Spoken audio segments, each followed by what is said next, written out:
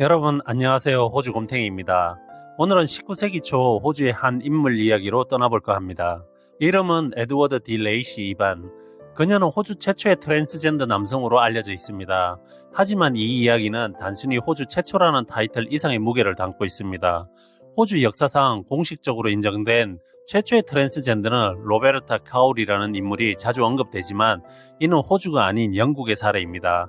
호주 내에서는 특정 개인이 최초의 공식적인 트랜스젠더로 기록되기보다는 에드워드 디 레이시 이반이 역사적으로 주목받고 있습니다. 현재도 아직 제대로 인정받지 못하는 그런 삶을 무려 19세기에 살았기에 그녀의 삶은 당시의 사회적 편견, 트랜스젠더로서의 어려움, 그리고 정신병원에서의 비극적인 사건으로 얼룩져 있었습니다. 그럼 이 충격적이면서도 안타까운 이야기를 하나하나 풀어보도록 하겠습니다. 오늘 영상이 흥미롭다면 좋아요와 구독, 알림 설정 잊지 마시고요. 시작합니다. 먼저 에드워드의 배경부터 살펴보겠습니다. 에드워드는 아일랜드에서 태어난 뒤 호주로 이주한 이민자였습니다. 19세기 호주는 지금과는 많이 달랐습니다. 당시엔 여성이 사회적으로 성공하기도 어렵고 직업을 가지는 것조차 힘든 일이었습니다. 여성으로 태어난 에드워드 역시 이런 사회적 제약 속에서 벗어나기 위해 정신적으로 신체적으로 남성으로 살아가기로 결심했을지도 모릅니다. 그녀가 남성으로 살아가면서 선택한 직업은 목수였습니다. 목수라는 직업은 신체적으로 힘이 많이 필요한 일이었고 당연히 남성의 전유물로 여겼었죠. 에드워드가 이 일을 선택했다는 건 단순히 돈을 벌기 위한 수단이 아니라 자신이 남성으로 살아가야 한다는 의지를 보여주는 강력한 메시지였을지도 모릅니다. 하지만 1879년 멜버른에 있는 큐 루나틱 어사이룸에서 사건이 벌어졌습니다. 에드워드는 정신적인 문제를 이유로 이 병원에 입원해 있었습니다. 하지만 여기서 벌어진 한 가지 사건이 그녀의 삶을 완전히 뒤바꿔 놓았습니다. 병원의 간호사들은 에드워드에게 목욕을 시키려고 했는데요. 당시 목욕은 단순한 위생행위가 아니라 환자의 상태를 파악하거나 통제하는 과정으로 여겨졌습니다. 그런데 에드워드가 목욕을 완강히 거부했습니다. 이에 간호사들이 억지로 목욕시키는 과정에서 그녀의 신체가 생물학적으로 여성임이 밝혀졌습니다. 이 사건은 곧바로 언론을 통해 세상에 알려졌고 당시 사회는 이를 대단한 스캔들로 여겼습니다. 신문에서는 남성의 옷을 입고 20년 넘게 남성으로 살아온 여성이 발견됐다며 그녀의 삶을 단순한 가십으로 소비했습니다. 여러분 생각해보세요. 이 사건이 단순한 가십거리로만 다루어지지 않았다면 그녀의 삶은 어땠을까요? 그렇다면 이제 가장 중요한 질문으로 넘어가 봅시다.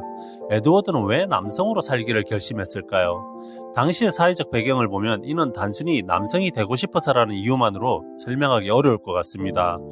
진짜 목숨을 걸어야 하는 결정이기도 했기 때문입니다. 19세기 사회에서는 여성이 혼자 살아가기 무척 어려웠습니다. 직업을 가지거나 경제적 독립을 이루는 건 사실상 불가능했죠.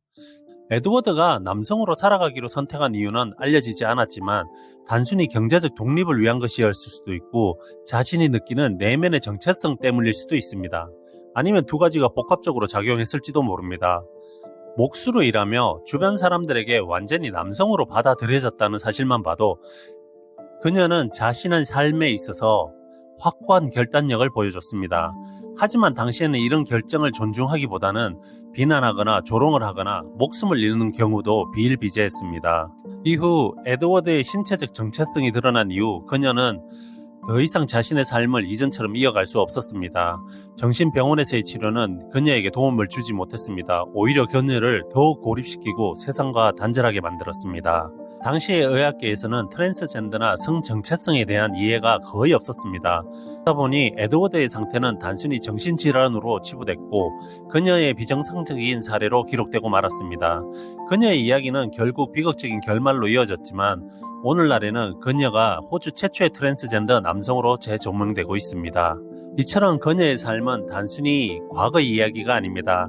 현재에도 여전히 많은 트랜스젠더와 성소수자들이 차별과 편견 속에서 살아가고 있습니다. 우리는 그녀의 이야기를 통해 서로를 존중하고 이해하는 법을 배울 필요가 있습니다. 그리고 이런 이야기들이 단순히 흥미로운 가십으로 소비되지 않도록 더 나은 세상을 만들어가기 위한 노력을 해야겠습니다. 오늘 이야기가 마음에 드셨다면 좋아요, 구독, 그리고 알람 설정도 꼭 부탁드려요. 다음 영상에서도 여러분과 함께 더 흥미로운 이야기를 나누어 보겠습니다. 감사합니다.